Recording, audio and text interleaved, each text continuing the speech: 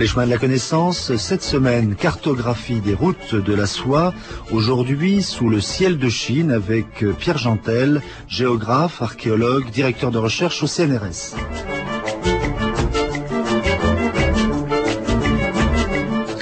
Pierre Gentel, bonjour. Bonjour. On a vu comment, à la faveur d'échanges mi-guerriers, mi-diplomatiques, la route de la soie a fini par aboutir à Rome au cours du 1er siècle, puis à Venise quelques siècles plus tard, et de là dans toute l'Europe occidentale. Aujourd'hui, avec vous, puisque vous êtes géographe, nous revenons au départ de toute cette histoire, géographe, je le précise, spécialiste de la Chine. Nous revenons donc au départ de cette histoire en essayant de saisir cette vaste entreprise d'échanges commerciaux dans la dynamique de son expansion. Et pour commencer, il serait utile, je crois, Pierre Gentel, d'évoquer les conditions naturelles du parcours et d'observer si, là encore, la géographie physique a joué de son influence sur l'histoire. Pierre Gentel. Oui, bien entendu. C'est une bonne idée de commencer comme ça parce que, après tout, c'est aussi comme ça que les choses commencent. Il faut se déplacer. Quand on doit se déplacer, il faut regarder le milieu dans lequel on se trouve. Alors, il y a plusieurs choses à dire à la fois. La première, peut-être, c'est que si on parle de la soie est produite dans un pays chaud et humide. Et elle va vers des pays secs. Et par conséquent aussi tempérés. Donc, elle change de milieu physique. Ça, c'est important parce que ça va expliquer un certain nombre de choses. Deuxièmement, pour aller de ce pays chaud et humide qu'est la Chine du Sud ou la Chine du Centre vers l'Occident, qu'est-ce que trouvent ceux qui la transportent, qui sont des marchands, qui sont d'abord des marchands, mais qui peuvent être aussi des envoyés impériaux? Qu'est-ce qu'ils trouvent? Des diplomates aussi, mais ils transportent pas de soie, ils transportent la soie comme cadeau, simplement, oui, avec de l'or et tout ça. Mais ceux qui en font vraiment leur métier, le commerce, ils partent comme ça, ils prennent des risques, mais on va en parler. Mais qu'est-ce qu'ils ont devant eux? D'abord, ils quittent des pays agréables pour rentrer dans des pays qu'ils appellent d'ailleurs dans leurs relations terribles, difficiles. Alors on va pas en rajouter parce que ça fait partie du mythe, mais on arrive très vite dans des déserts. D'abord, on arrive dans le plateau de l'Eus, qui n'est pas un plateau confortable. C'est que, si vous voulez, donc, on part d'où, Pierre Gentel? Ça dépend de où on commence. On peut partir de la mer. Voilà. Mais ça dépend des époques. La Chine du Sud, alors. Oui, la Chine du Sud. De toute façon, la soie a toujours été fabriquée en Chine du Sud.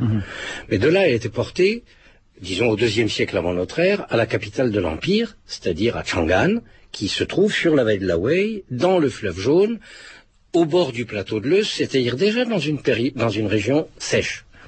Et de là, elle était acheminée vers l'ouest, disons, et le nord. Et là, on rentre véritablement dans un autre domaine, qui est le domaine des déserts. Alors, ils deviennent de plus en plus difficiles. Des hautes montagnes, mais on les évite. Vous avez tout le Tibet qu'il faut contourner. Et puis, on passe au nord. On passe au nord du Tibet, oui, juste au pied du Tibet, mais au nord. Mais en même temps, l'espace est extrêmement étroit parce que il y a plusieurs déserts qui succèdent. Le premier, c'est le Gobi. Le désert de Gobi. Le désert de Gobi, c'est pierreux, quelques dunes, c'est très désagréable. Heureusement, on est au pied des montagnes. Donc il y a de l'eau qui coule de la montagne quand les neiges fondent, et ça donne des oasis. Surtout, ça permet qu'il y ait des oasis et que les gens aient à manger et que les animaux qui font le voyage aussi aient à manger. Sinon, s'il n'y a pas d'oasis, il n'y a pas de route de la soie, entre guillemets. Route, on y reviendra. Donc, on évite la haute montagne, on évite le désert, mais on a à le traverser. Il y a des déserts qu'on traverse, parce qu'on ne peut pas faire autrement. Et on arrive au bout de la Chine, à Kashgar, et de là, il faut encore franchir des hautes montagnes, les montagnes soit du Pamir, soit des monts Célestes, les Tian Shan, pour passer de l'autre côté en Asie centrale, vers Samarcande, et après redescendre. Et qu'est-ce qu'on retrouve à nouveau des déserts? Le Karakoum, le Kizilkoum, le désert de Syrie, on arrive au-delà de Samarcande à Merv, et puis après on s'en va vers l'Iran. Alors à certaines époques on va rencontrer des gens, à certaines autres on va rencontrer d'autres gens. Et puis, on va en Syrie, on arrive à Palmyre, et de Palmyre, on va à la mer, on arrive à la Méditerranée. Et là, c'est le relais. Alors, il y a eu plusieurs relais, mais si vous voulez, tout change tout le temps, étant donné qu'il n'y a pas il n'y a pas de territoire continu dans cet espace de temps de 1500 ans dans lequel va se dérouler cet échange. Ouais, et puis les caravanes elles-mêmes ne faisaient pas la totalité du trajet. Il s'agissait d'une espèce de système de fret avant la lettre. Oui, un peu. Enfin, c'est assez amusant de voir comment c'est organisé, parce que il y a plusieurs types de caravanes. Il y a les caravanes officielles, si vous voulez, les envoyés impériaux, les ambassadeurs, disons. Hein, on les appelle ambassadeurs, un peu comme ça. Ils partent. Et ils ont pour mission d'aller à tel endroit. Notamment au début de cette histoire, voilà, de l'ouverture, voilà, oui, de la route. route. Est un très bel exemple. Ils ont un rôle important. Ah oui, un rôle important. Mais surtout, il part comme messager d'un empereur, d'un pouvoir. Donc il y a l'État, il y a la géopolitique qui réapparaît. Et il a un passeport, hein, l'équivalent du passeport, et puis il a plein de cadeaux, puis plein de gens qui le suivent, et il va à un endroit précis pour faire des choses précises. Pourquoi ? Parce que s'il ne fait pas comme ça, il y a des bandits sur la route qui disent « Oh là là, de l'or, de la soie, c'est comme aujourd'hui, si vous voulez, chacun essaye de s'approprier un peu ce qui passe. » Donc il y a ce genre de gens, mais je dirais à la limite c'est les moins intéressants. C'est eux qui ont laissé le plus de traces, mais c'est moins intéressant. Les plus intéressants, c'est les marchands, parce que eux, ils prennent vraiment le risque de partir. Alors comment ils font ? Ils arment une caravane, comme on dit, un armement maritime. D'ailleurs, pour la route de la soie maritime aussi, oui, c'est la même chose. Oui. On en reparlera. Ils arment une caravane, c'est-à-dire ils ont des gens à eux. En plus, il faut parler les langues, il leur faut des interprètes. Ils savent qu'ils vont rencontrer, mais ils savent qu'ils peuvent pas aller au-delà, parce qu'ils ont des accords avec ceux qui vont les accueillir.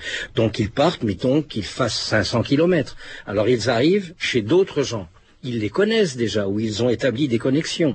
Et ceux qui les attendent disent, tu viens, tu m'apportes tout ça, mais combien tu me donnes ? Parce qu'il n'y a rien sans rien. Et puis après de là, on laisse la marchandise, et celui qui vient de la recevoir, il monte lui-même sa propre caravane. Et il s'en va encore de 300, 500, 1000 kilomètres, ça dépend des époques. Et l'autre, enfin le commerçant précédent retourne chez lui, éventuellement avec d'autres marchandises aussi. Évidemment, évidemment. Quelquefois avec des esclaves. La plupart du temps, oui. Ça fait partie des marchandises, les esclaves aussi. Donc, des pierres précieuses, de l'or, enfin, on le sait, de l'ivoire, des plumes, des chevaux, par exemple, tout ça. Mais là aussi, ça dépend des époques. C'est pas la même chose au IIe siècle avant notre ère, au temps des Mongols, au temps de l'Empire des Tang, qui est au 7e siècle, les Mongols 13e siècle, et après, c'est vraiment tout à fait différent. Alors, ce système de relais et d'étapes, il était organisé quand même ? Oui et non. Oui. Oui et non, aux grandes époques, je dirais, des États puissants. Quand les Mongols, par exemple, règnent sur l'Asie, il y a des relais qui sont organisés par l'Empire mongol, de manière que les gens trouvent et des chevaux et de la nourriture à chacune de leurs étapes. Il y a même des caravansérails qui sont installés, mais tardivement. Donc, il y a toute une organisation étatique, je dirais. Puis cette organisation, elle fonctionne en même temps que l'État. Quand l'État est fort, ça marche bien. Quand l'État est faible, ça marche mal. Quand les Tibétains, par exemple, décident de descendre du Tibet et de venir faire des razzias sur les caravanes, et que l'Empire chinois n'est pas assez fort pour résister, eh bien... À quelle époque, ça ? On se fait piller, ça c'est 8e, 9e siècle, 10e aussi. Après l'âge d'or du 7e. Après l'âge d'or du 7e des Tang, et avant l'âge d'or, je dirais entre guillemets, des Mongols. Alors, justement, la Chine est très vite, connue en Occident, et donc dès le 12e, 13e siècle, on commence à avoir aussi des ambassades qui vont dans l'autre sens. Et mais ça a toujours été. Voilà, c'est la mission de Marco Polo, qui n'était pas un ambassadeur, mais un commerçant vénitien. Et donc, on connaît le texte célèbre que Marco Polo a écrit en retour de cette grande expédition qui a duré des années. 24 ans. Entre 1271 et 1295. Ce livre, c'est le devisement du monde, et dans ce livre, donc, il y a notamment une description extrêmement détaillée de la ville de Kinsai. Ah, alors Kinsai, allez-y. On en reparlera. Non, on en reparlera.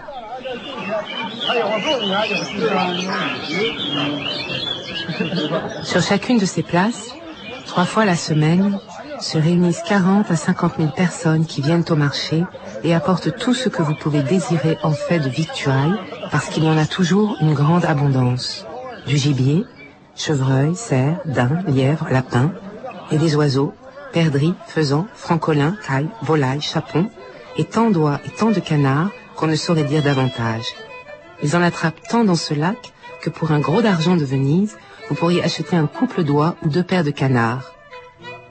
Il y a aussi les abattoirs où ils abattent le gros bétail comme veaux, bœufs, chevreaux et moutons, dont les riches hommes et grands seigneurs mangent la chair. Mais les autres, qui sont de basse condition, ne rechignent point devant les autres sortes de viande immonde sans la moindre vergogne. Sur ces places, on trouve toujours toutes sortes de légumes et de fruits, par-dessus tout d'énormes poires qui pèsent 10 livres la pièce et qui sont blanches à l'intérieur comme la pâte et très odorantes. Et des pêches, pendant la saison, jaunes et blanches, très délicates. Ni la vigne, ni le raisin ne se trouvent en ce pays, mais du raisin sec très bon apporté d'autre part, et de même du vin dont les habitants ne font pas bien grand cas, car ils sont accoutumés à celui de riz et d'épices. Là viennent chaque jour de l'océan, remontant le fleuve sur 25 000, de grandes quantités de poissons. Et comme il y a toujours des pêcheurs qui ne font rien d'autre, il en vient aussi du lac qui est de différentes sortes selon les saisons. À cause des immondices qui viennent de la ville, il est très gras et savoureux. Qui a vu ces quantités de poissons ne croirait jamais qu'on pourra les vendre, et nonobstant, en peu d'heures, tout a été emporté, telle est la multitude des habitants qui sont accoutumés à mener bonne vie. Ils mangent au même repas et de la chair et du poisson. Marco Polo, le devisement du monde.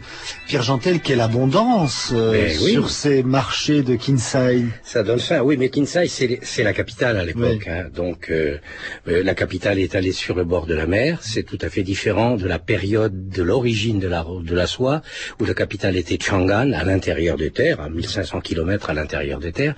Donc là, on décrit un monde qui date du XIIe siècle, lui arrive à la fin du XIIIe, hein, XIIe, XIIIe siècle, dans lequel la Chine s'est reconstituée et vient de découvrir enfin la mer, pour aller simple. Donc c'est vrai que c'est Hangzhou aujourd'hui. Donc Kinsay est une merveille pour Marco Polo. Il est très peuplé. Ah ben oui, mais c'est probablement une des plus beaux, si ce n'est la plus grande ville du monde. C'est ça. Il y a plus de 500 000 habitants, donc non, c'est. J'ai même entendu des chiffres plus importants. Oui, on peut aller à 3 millions, mais voilà. On n'en sait rien. On n'en sait rien, à vrai dire.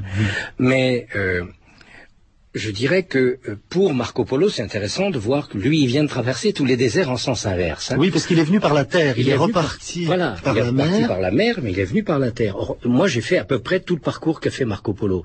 Ben, je peux vous dire que quand on traverse l'Iran, à l'endroit où il a traversé l'Iran, heureusement que moi j'étais en Land Rover, hein, parce que sinon, s'il avait fallu marcher dans le désert, non, c'était pas amusant. Quand il a traversé le Badakhshan, tout à fait en haut de l'Afghanistan, et qu'il est retombé dans la région de Kashgar pour redécouvrir le désert du Taklamakan dans l'ouest de la Chine, là aussi c'était quand même assez difficile. Donc il vient de régions où, bien que les oasis soient plantureuses, on n'a pas tout ce qu'on veut. Et il arrive à la mer et il retrouve du poisson qu'il a quitté à Venise en fait, hein, parce que faut bien voir qu'il fait une traversée de tout un continent continental.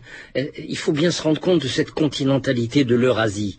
Hein, on est vraiment, dès qu'on quitte dès qu'on arrive à Palmyre en partant de la Méditerranée, et que, on ne quitte jamais les hautes montagnes et les hautes terres, avant d'arriver jusque dans la vallée du fleuve Jaune. Alors il est émerveillé, bien entendu, et on le comprend, surtout qu'en plus à Venise, on mangeait pas mal, mais disons qu'à l'époque, au Moyen-Âge, on n'était pas tellement... Pierre Jantel, vous avez fait donc ce parcours en plusieurs fois. Hein. De même que les marchands d'ailleurs. Et il y a donc, il y a notamment un programme de l'UNESCO qui vise à redonner vie à ce parcours. J'y ai participé. Notamment, très bien, oui. En 91. Et notamment, justement, les sites archéologiques qui doivent être nombreux. Ben oui, il y en a. Plus on cherche et plus on en trouve. Mais là encore, est-ce qu'on peut les appeler sites de route de la soie, dans la mesure où les routes de la soie, je suis pas très sûr que ça existe. En fait, c'est les chemins de déplacement des individus, des groupes, des caravanes qui partaient à l'aventure, qui partaient chercher de quoi vivre, et qui partaient chercher faire du commerce. La richesse, faire du commerce, oui, mais à la recherche de commerce.